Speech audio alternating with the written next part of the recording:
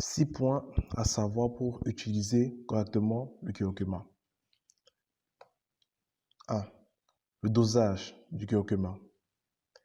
Les extraits de curcuma se prennent en général à la dose de 200 à 400 mg par jour en infusion dans 150 ml d'eau. C'est-à-dire qu'il faut éviter donc de dépasser une prise journalière de 400 mg de curcuma en une journée. 2. Contre-indication du curcuma, c'est-à-dire dans quelle situation éviter de consommer du curcuma.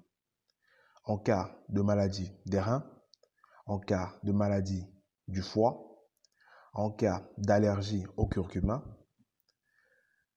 Il faut éviter de prendre des doses élevées de curcuma quand vous êtes au courant que vous souffrez d'un ulcère de l'estomac ou du duodénum, car le curcuma peut augmenter l'irritation de ces organes. Évitez de prendre le curcuma après une intervention chirurgicale, je veux dire 15 jours, moins de 15 jours après une intervention chirurgicale ou une extraction dentaire.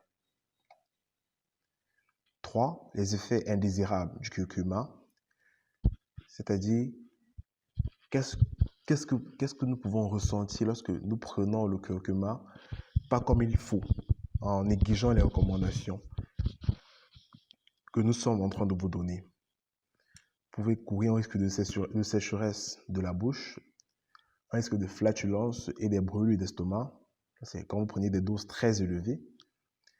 Pour les personnes allergiques qui ignorent leur allergie au curcuma, elles peuvent faire des réactions allergiques très intenses, pouvant même conduire à la mort. Pour les personnes qui surdosent excessivement, elles peuvent faire des nausées et même des vomissements.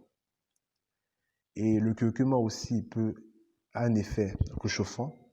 Par conséquent, les femmes ménopausées ou sujettes à des bouffées de chaleur ne doivent pas être surprises de voir leur bouffée de chaleur augmenter lorsque elles consomment le curcuma.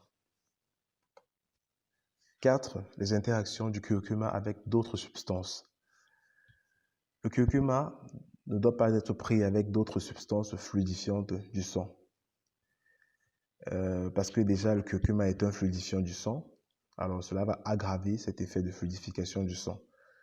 Et c'est le cas par exemple, donc évitez de prendre le curcuma avec des molécules telles que la warfarine, des médicaments tels que la warfarine, de l'aspirine, clopidogrel, dipyridamol, des antivitaminiques K, cyclopidine, héparine, avec des plantes fluidifiantes du sang telles que l'ail, le gingembre, le ginkgo, le ginseng, le kava, la fève de tonka, etc. Le curcuma est aussi un anti-inflammatoire, donc évitez de prendre le curcuma avec d'autres anti-inflammatoires. Cela peut conduire à un surdosage.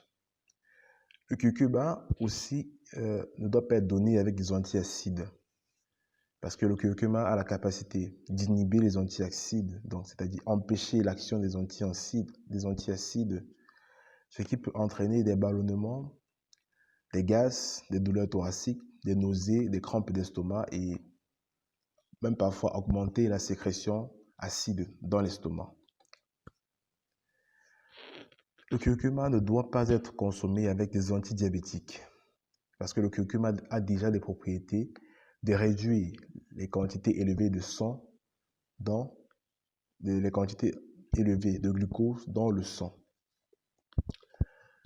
Donc, lorsque vous l'associez avec des antidiabétiques, il peut avoir un effet hypoglycémiant, c'est-à-dire diminution de la quantité de glucose plus que ce qu'il n'en faut dans le sang, avec des conséquences telles que la transpiration excessive, des tremblements, des troubles de la vision, des vertiges et même de l'anxiété. Donc, si vous pensez que vous êtes dans l'une de ces situations, avant de toutefois consommer le curcuma, bien échanger avec votre médecin ou avec votre pharmacien. 5. Le curcuma, grossesse et allaitement. L'Agence européenne du médicament déconseille de prendre le curcuma pendant la grossesse ou pendant l'allaitement, tant que celui-ci est hors usage alimentaire.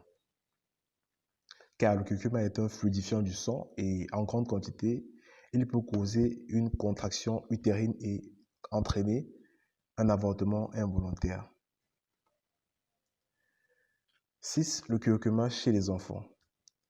Le curcuma est déconseillé par l'Agence européenne du médicament aux enfants de moins de 18 ans tant que ce curcuma est destiné à un usage hors usage alimentaire.